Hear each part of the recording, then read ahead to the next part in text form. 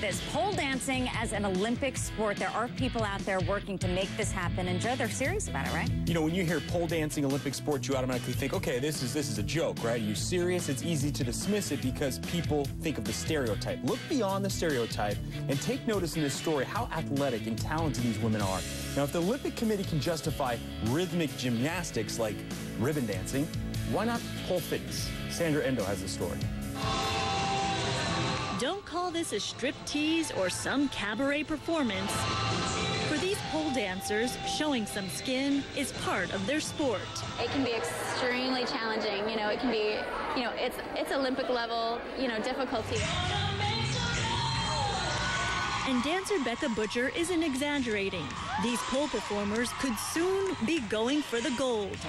Tim Troutman is the president of the International Pole Sport Federation and is spearheading the push to make pole dancing an Olympic sport.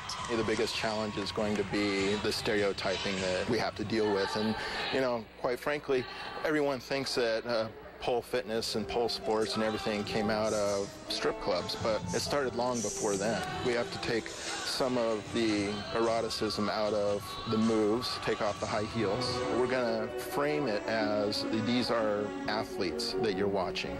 You lean back, you hang off your hands. Over the last decade, pole dancing classes emerged as the latest fitness craze offered at local gyms, but it's moved far beyond a fad.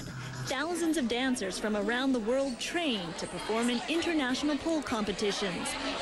U.S. national champion Natasha Wang hid her passion for the sport for 6 years until she started winning titles. I was in PR for 10 years, working in an office, and this was a hobby. It's a sport for regular people who come from like very normal backgrounds. And that's what you'll see at the annual International Pole Convention, where women and men come to train with the best. You having fun?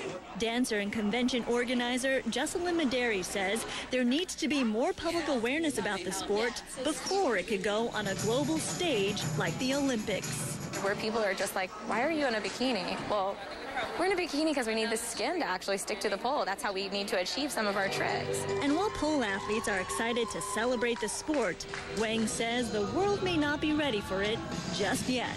I feel like the public's perception needs to catch up with what the sport is really about. But it could bring some sexy into the world of sweaty sports. Sandra Endo, CNN, West Palm Beach, Florida.